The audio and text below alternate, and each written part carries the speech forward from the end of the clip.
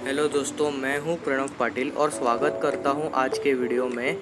तो आज के वीडियो का टॉपिक है कि हमारे भारतीय रेलवे के इलेक्ट्रिक लोकोमोटिव्स कैसे काम करते हैं। भारतीय रेलवे में इलेक्ट्रिक लोकोमोटिव्स करीब दो प्रकार के होते हैं। एक जो अल्टरनेट करंट या फिर एसी करंट का इस्तेमाल करते हैं और दूसरे जो डायरेक्ट करंट का इस्तेमाल करते हैं। यहाँ पर करंट इस शब्द का मतलब होता है कि उन लोकोमोटिव्स के जो ट्रैक्शन मोटर्स हैं वो किस प्रकार के करंट पे काम करते हैं।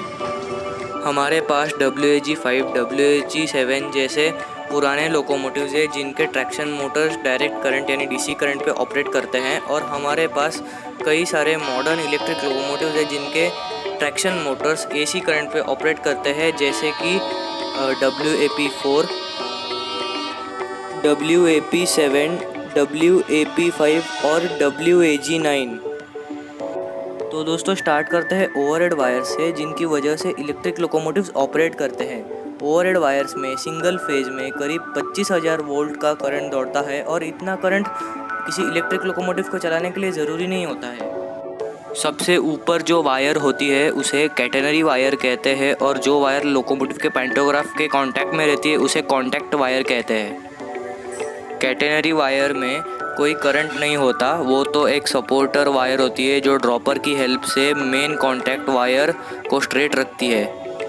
खैर, अगर आप एक इलेक्ट्रिक लोकोमोटिव को ऑब्जर्व करेंगे तो यह कुछ भी नहीं बल्कि एक बहुत बड़ा मशीन है जिसके अंदर बहुत सारे ट्रांसफार्मर्स, रेक्टिफायर्स, कैपेसिटर्स और इन्वर्टर्स है, और एक छोटी सी जगह में लोको पायलट्स को जगह होती है जहाँ से वे लोकोमोटिव को ऑपरेट करते हैं।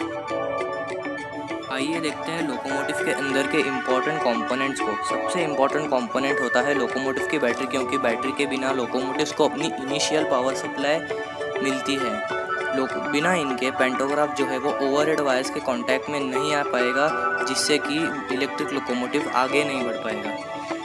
इलेक्ट्रिक लोकोमोटिव के ऊपर मौजूद पैंटोग्राफ और सर्किट ब्रेकर्स काफ़ी इम्पॉर्टेंट कंपोनेंट्स हैं, और इसके अलावा कंप्रेसर, कूलिंग फैन और एक्सल ब्रश जो व्हील्स के साथ अटैच होते हैं वो भी काफ़ी इम्पॉर्टेंट कंपोनेंट्स है।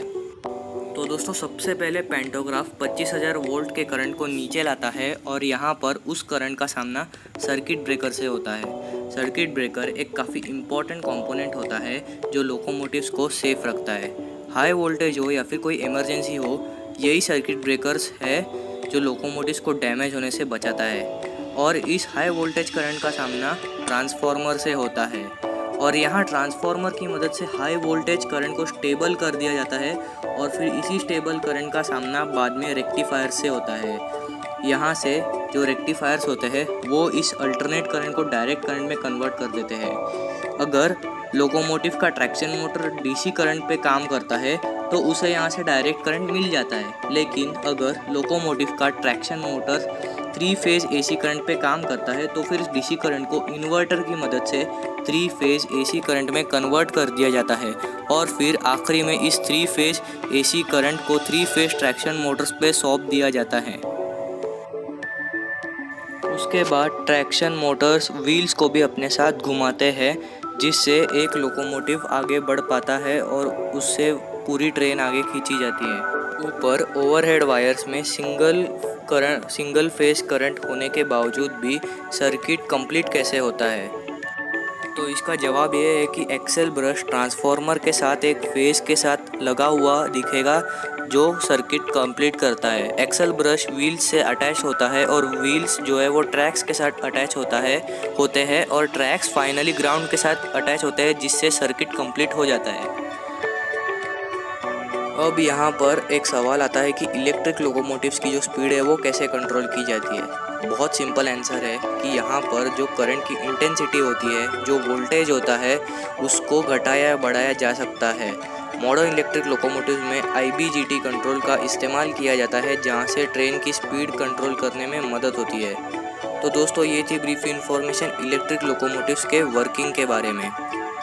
तो दोस्तों अगर आपको ये वीडियो पसंद आई होगी तो इस वीडियो को लाइक कर दीजिए, नीचे कमेंट कीजिए, और अगर आप चैनल पर नए हैं और ऐसे नए इन्फॉर्मेटिव वीडियोस इंडियन रेलवेज़ के बारे में चाहते हैं तो इसे सब्सक्राइब कीजिए।